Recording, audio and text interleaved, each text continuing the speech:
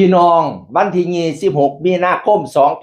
2567หมอลำปฐมบันเทิงศิลป์ไปทำการแสดงในเขตของอำเภอคำม่วงซึ่งอำเภอคำม่วงจังหวัดกาฬสินธุ์นี่เป็นบ้านพักของ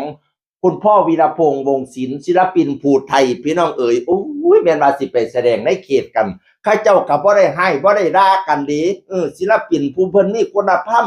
ศิลปินผู้เฒ่าเพียรศิลปินน้ำกันเพิ่นก็ต้อนรับกันพี่น้องบ่ได้ว่าเลยโอ้ยมึงมันแสดงในเขตกูจังสั่นจังสี่บ่ได้มีความน้อยต้อยกันพี่น้องเอ๋ยอีพอดาบสอแล้วก็โพดมาจังสี่เด้อีพอดาบสอปฐมบันเทิงศิลป์ไปเล่นบ้านโพนอำเภอคำม่วงบ้านหมอลำศิลปินผู้ไทยซ้ำเอาบักพร้าวไปขายสวนสิมีคนบ่เนาะแต่มื้อนี้บ่ขายครับแจกฟรีเด้อย่านบ่มีคนซื้อพะนะว่า เราเว้าหยอกไปเล่นอยู่บ้านศิลปินผู้ไทยสิมีคนมาเบิ่งบ่เนาะสิบ่เอาซ้ำเอาบักพร้าวไปขายสวนติบ่ได้ขายบาทเด้อแจกฟรีแจกฟรีย่านบ่มีคนเบิ่งว่าซั่น อีพอวีรพงษ์วงศ์ศิลป์ก็เลยมาโพสต์ว่าเรียนเชิญทีมงานปฐมบันเทิงศิลป์มาอาบน้ำเช้ามีแห้งที่บ้านพักศิลปินผู้ไทยได้เลยนะครับมาหอดเดี่ยวผ้าลูกผ้าเต้ามาหาเนพ่อใหญ่สอพ่อใหญ่วี่ถ่ายอยู่ครับว่าซั่นว่าน่ะพ่อใหญ่สอมาหาพ่อใหญ่วี่แน่มากินน้ำกินทามากินข้าวเช้ามีแห้งไปพุ่นกินปลามาพี่กินข้าวผู้เฒ่าเพิ่นเอิ้นกันพี่น้องเอ้ยโอ้ยพากันหุงเฮี้ยงเลี้ยงเหลี่ยมเด้อศิลปินผู้เฒ่าทั้งสองคน หัวหน้าวงศิลปินผู้ไทยทำนองกาฬสินธุ์กาเต้นก่อนหัวหน้าวงปฐมบันเทิงศิลป์ทำนองขอนแก่นหมอลำทำนองขอนแก่นนอกจากนั้นหัวหน้ามากวงศิลป์ลูกชายอีพอวีรพงษ์วงศิลป์ปัจจุบันเป็นหัวหน้าเต็มตัวเด้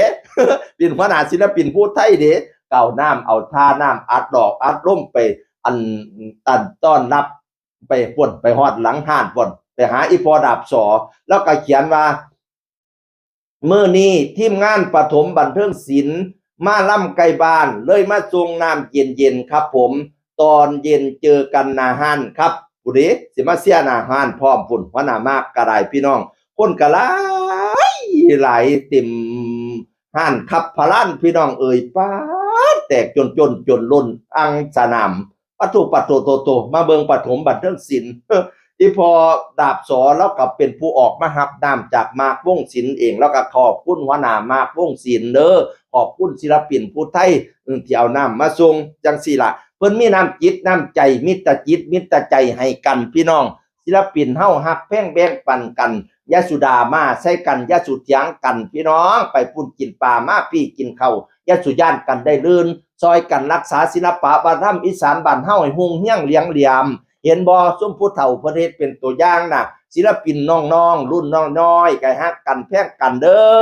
อบ่แม่นว่าจ้องแต่สิจับสิคบกันสิสวบกันแนวใดพ่อเว้ากันแนวใดพ่อดีก็ดีกันอย่าสุให้กันสุคำเว้าหลายเห็นว่ากะได้เนาะเฮ้ย ฮักแพงกันพี่น้องสามัคคีกันไว้คือข้าวเหนียวปั่นแกนอย่าได้แตกเพ่มางดังน้ำถึกข้าวเหนียวสามัคคีกันไว้คือฝนแสนหาตกจากฟ้าไหลหงใส่หนองฮักกันแพงกันฮักจนใดไหลรักสมัครสมานจะทำการสิ่งใดก็ได้ผลประเทศชาติจะย่อยยับดับจนประชาชนจะเป็นสุขได้อย่างไรทุกวันนี้ศึกไก่ไม่ได้ห่วงแต่วันจวงศึกใกล้ไล่ข่มเหงถ้าคนไทยหันมาฆ่ากันเองจะร้องเพลงชาติไทยให้ใครฟังรักกันไว้เถิดเราเกิดร่วมแดนไทยจากเสียงอื่นคนเก่าเว้าสู่ฟังสวัสดีครับ